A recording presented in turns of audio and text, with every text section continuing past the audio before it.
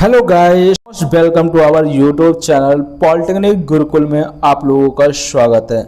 आज आप लोगों के सामने बायोलॉजी की एक न्यू टॉपिक वाइज क्वेश्चन लाए हैं, जिसमें हम पाचन तंत्र के कुछ इंपॉर्टेंट क्वेश्चन करते हैं आज। तो चलो दोस्तों शुरू करते हैं।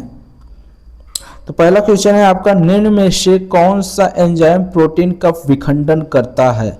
बहुत इंपॉर्टेंट क्वेश्चन है। तो इसका आंसर क्या होगा आप लोग बताइएगा हमें कमेंट में। तो हम बता देते हैं कि दोस्तों पहला ऑप्शन है कि टालिन, दूसरा है एमाइलेज, सी ऑप्शन है पेप्सिन और डी ऑप्शन है लाइपेज। इसमें से बताइए दोस्तों कौन सा हो सकता है?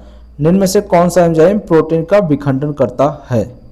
तो इसका आंसर है पेप्सिन एंजाइम। पेप्सिन एंजाइम जो होता है आपका प्रोटीन का विखंडन करता है। ओके दोस्तों, आगे बढ़ते हैं। मानव में पित्त का स्राव होता है। सेकंड है, मानव में पित्त का स्राव किससे होता है? पहला है अग्नाशय से, फर्स्ट अग्नाशय, सेकंड है छोटी आंत से में, सी वाला है ग्रास नली में और डी वाला है यकृत में। तो कौन सा ऑप्शन हो सकता है दोस्तों? तो मानव में पित्त का स्राव आपका होता है यकृत, यकृत से। इसका आंसर हो जाएगा यकृत। आंसर नोट कर लीजिए दोस्तों, यकृत होगा। आगे बढ़ते हैं। तीसरा क्वेश्चन है कि बाइल का स्रोत होता है। बाइल का स्रोत इनमें से कौन सा होगा? अमाशय है, बी वाला जिगर से है, सी है बड़ी आंत से है, डी पित्ताशय से है। हाँ दोस्तों, जिगर को हम यकृत भी बोलते हैं, जिसे इंग्लिश में लीवर कहते हैं, याद रखिएगा दोस्तों। तो बाइल का स्रोत कौन सा है? इनमें से कौन सा हो सकता है? बाइल का स्रोत आपका जिगर से ही होगा दोस्तों। ये क्वेश्चन सिर्फ नाम चेंज कर दिया है, वही है कि यकृत यानी जिगर से है बाइल का स्रोत। ओके दोस्तों, आगे बढ़ते हैं। निम्न जानवरों में से कौन सा जानवर अपेक्षाकृत अधिक लंबी आंत होती है? निम्न जानवरों में से किसकी अपेक्षाकृत अधिक लंबी आंत होती है? तो कौन सी अधिक लंबी आंत होगी किसकी? खरगोश की। इनमें से आगे बढ़ते हैं। दांतों की सड़न शुरू हो जाती है जब मुंह की पीएच से कम हो जाती है।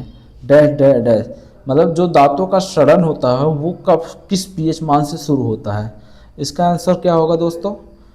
ऑप्शन एक बार हम पढ़ देते हैं। ऑप्शन है 5.7 पीएच मान, 5.5, 5.6 और 5.4। इसका आंसर होगा आपका 5.5। याद रहना दोस्तों। आगे बढ़ते हैं। 6 है कि स्वाद का पता लगाने के लिए अभिग्राहक को क्या कहते हैं? स्वाद का पता लगाने वाले अभिग्राहक को क्या कहते हैं? क्या कहते हैं? इसका है, पहला है कि संवेदी अभिग्राहक, बी है रासायनिक अभिग्राहक, सी है प्राण अभिग्राहक, डी रसवेदी अभिग्राहक। इसका आंसर क्या होगा? इसका आंसर हो जाएगा आपका रसवेदी अभिग्राहक। आगे बढ़ते हैं। इनमें से कौन सा एंजाइम स्टार्च को सरल शर्करा में विखंडित करता है?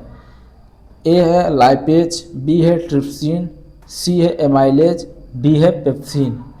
तो इसका आंसर क्या होगा दोस्तों? सरल शर्करा में विखंडित कौन करता है आपका? बता सकते हैं आप? सी है एमाइलेज। आंसर इसका हो जाएगा एमाइलेज, सी। ठीक। स्टार्च को जो होता है, कौन सा एंजाइम स्टार्च को सरल शर्करा में विखंडित करता है? Amylase enzyme. ठीक। आगे बढ़ते हैं। मानव शरीर में निम्न में से कौन सा आकार सबसे बड़ा होता है? इन चारों में से कौन सा आकार सबसे बड़ा होता है? आप इनका कंपेयर करके बताएंगे दोस्तों। पहला थायराइड, बी वाला है यकृत, सी है प्लीहा, डी है अग्नाशय। आकार बताना है जो सबसे बड़ा है, किसका आकार सबसे बड़ा है? तो आपका हो जाएगा बी, यकृत। यकृत का आकार जो होता है सबसे बड़ा होता है, यकृत, बी। इसको नोट कर लीजिए, यकृत बी होता है, सबसे बड़ा आकार यकृत का होता है। निम्न में से ऑक्सीकरण के समय अधिकतम मात्रा में ऊर्जा उत्पन्न करते हैं।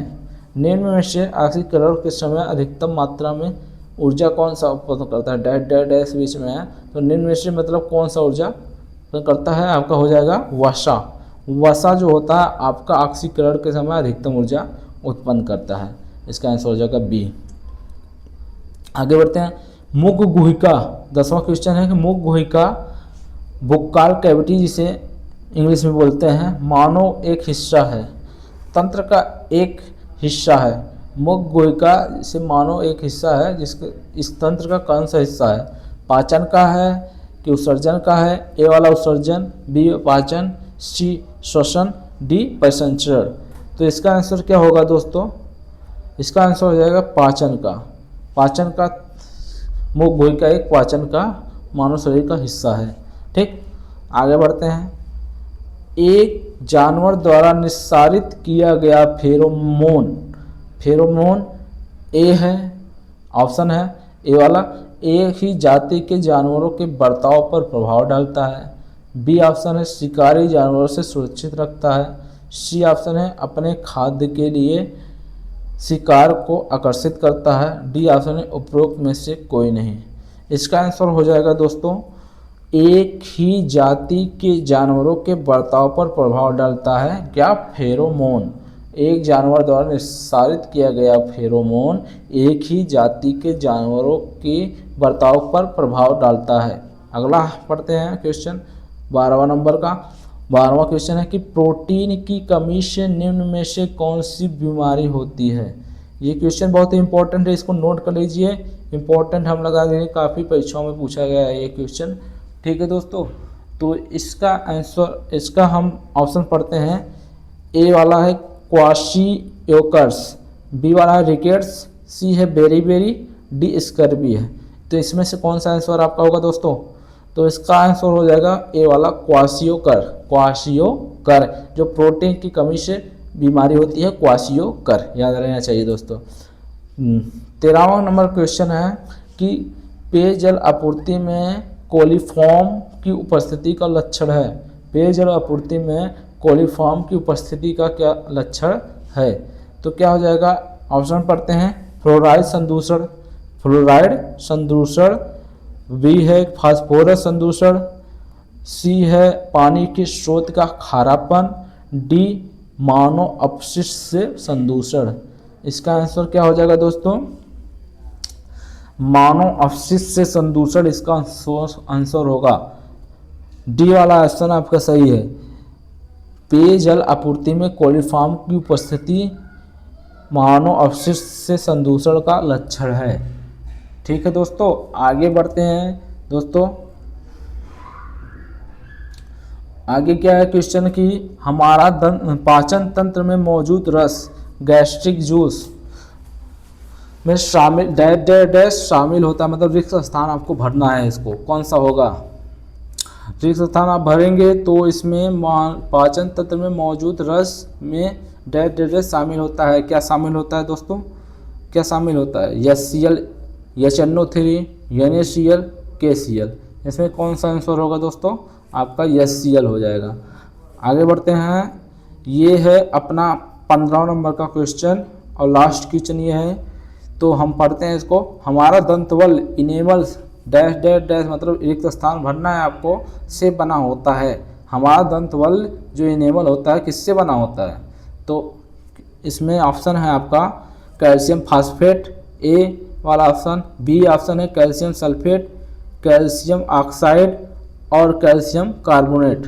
तो दोस्तों इसमें देखते हैं कौन सा आंसर हो जाएगा। पहले तो हम इसको मिलाते हैं। कैल्शियम, देखो कैल्शियम ऑक्साइड जो होता है ये एक गैस के रूप में होता है, मतलब ये भी सल्फेट भी गैस के रूप में होगा। तो इससे बढ़िया ये दोनों ऑप्शन इसी मैच कर रहा है। तो मेरे ख्याल से ये आपका आंसर हो जाएगा आपका 100% कैल्शियम फास्फेट होगा दोस्तों। कैल्शियम फास्फेट ही जो होता है हमारा इनेमल बना होता है। कैल्शियम फास्फेट से आपका इनेमल, मानव का इनेमल बना होता है। तो दोस्तों आज इस वीडियो में इतना ही। अगले वीडियो में हम ऐसे आपको कंटेंट प्रोवाइड करेंगे जिससे आपकी परीक्षा, रेलवे की कोई भी परीक्षा हो, आपको सहायता प्राप्त होगी। धन्यवाद दोस्तों।